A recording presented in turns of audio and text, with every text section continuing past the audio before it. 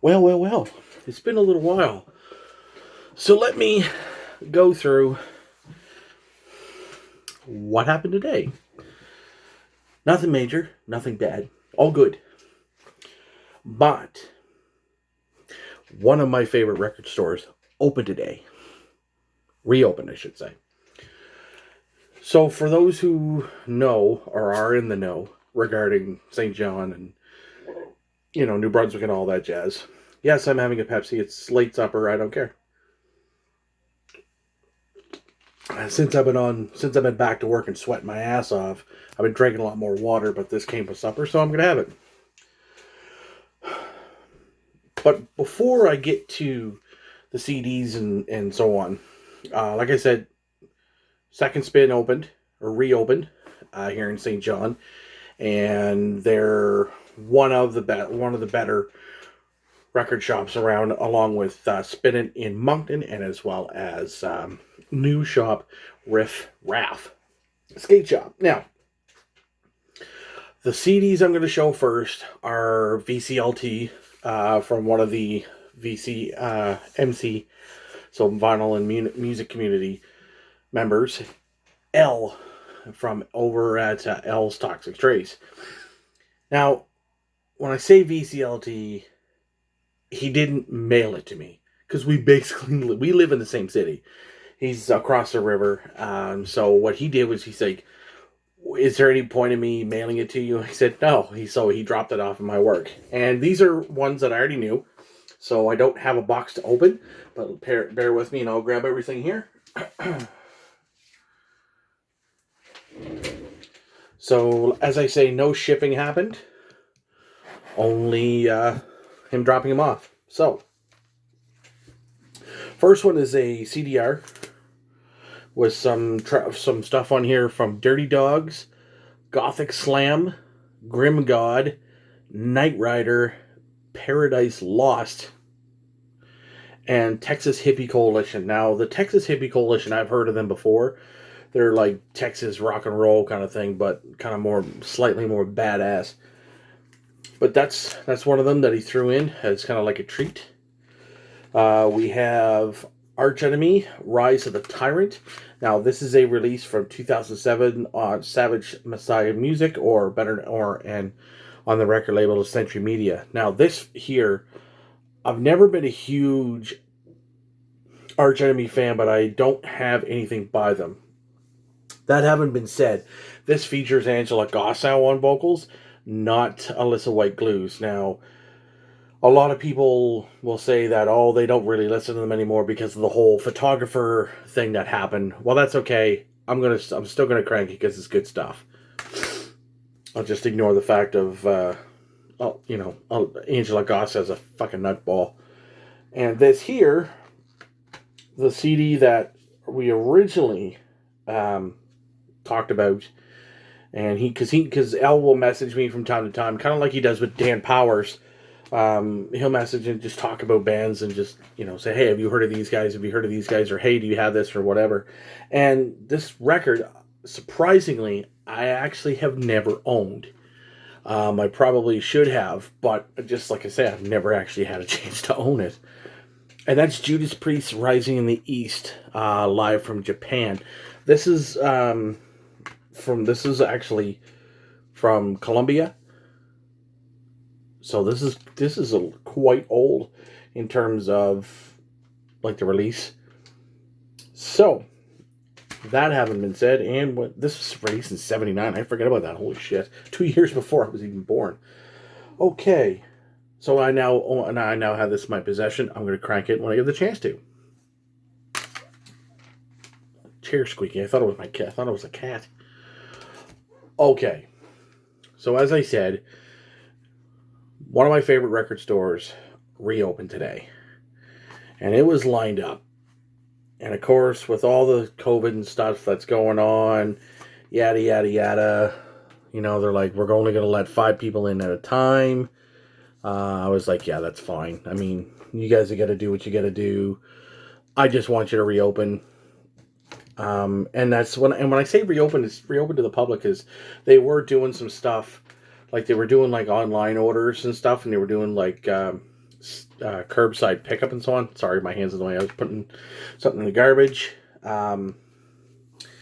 So yeah, they reopened today, and I ran into Andy Man. That was good because I haven't seen him in a while. It's been a while. Yeah, there's a few people that I haven't run into in a while, and I need to get a chance to hang out with these cats again, just because of how badass it is, or badass they are. Now, I'm just taking tags off of these here because I didn't get a chance to do it earlier. I was with a friend of mine today. Actually, the wife and the kid and I kind of had like a little play date. Or, well, Neely had a little play date with their little one, so. Okay. It's a pain in the ass when they friggin' put the sticker over the hype stickers. Just give me a sec here. Sorry about that. Oh, sugar snacks. Okay. So, first thing I'm going to show is the CD I bought. And I went in and I'm just flipping like a madman. I'm like, I don't even know what I want. I don't even know if I'm buying anything. Suffice it to say, I bought some stuff. A band I love. I don't talk about all that much, but this is kind of like, it's not really a grail for me, but it's a killer purchase regardless. Come out in 1994, Sony Music. The Obsessed, The Church Within. The first Obsessed record that I actually own. And this is a fantastic record. I've listened to it probably more often than not when I was in the process of starting one of the old bands I was dealing with a while ago. Amazing band. Next up for bid. Now, this is by a band I've never officially owned anything from. And I'm kind of late to the game on these guys of sorts. You may have saw that briefly. But, I don't know why. I got the cover. Oh, it looks like this is almost jammed in there. Yeah, it's jammed in there quite bad. And that is... Yeah, so somehow when they were putting this together, it got a little bit mangled. So the jacket is literally, or the plastic sleeve is actually too small for the actual cover. So they had to pull it out and do this. And that is for Suffocation, Souls to Deny.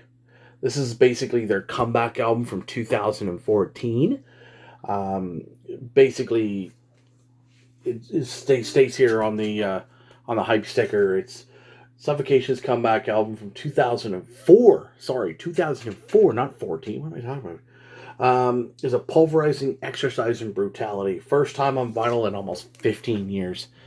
So this is really nice to have. It's all black vinyl. All black vinyl. You see the cool kind of cover there. It's on the front and the back. So yeah, pretty sick.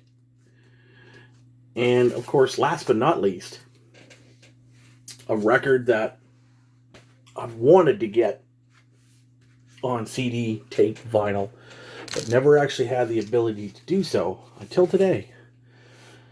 Because I don't really ever see it on vinyl a lot. And most guys never want to give it up, ever. And that is... Now, this has got some wear on it. So this came used. This came used. Black Sabbath's Heaven and Hell on vinyl. The one album I never ever thought I'd actually possess in vinyl in my hands. And of course on the back you can see the boys there, Ronnie, Tony, Bill, Geese.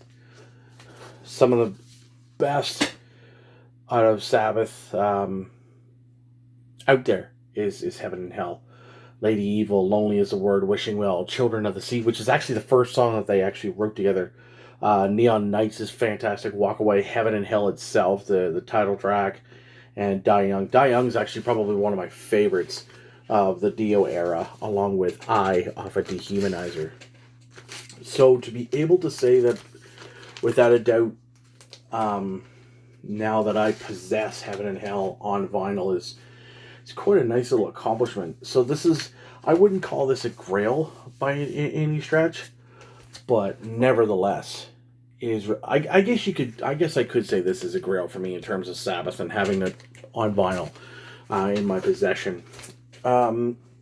Anything by these guys is classified as a grail, I guess, just because of how good their stuff is. Like any of those bands, like the Obsessed, Crowbar, Corrosion and Conformity, those bands are killer. And a lot of a lot of the thrash stuff as well.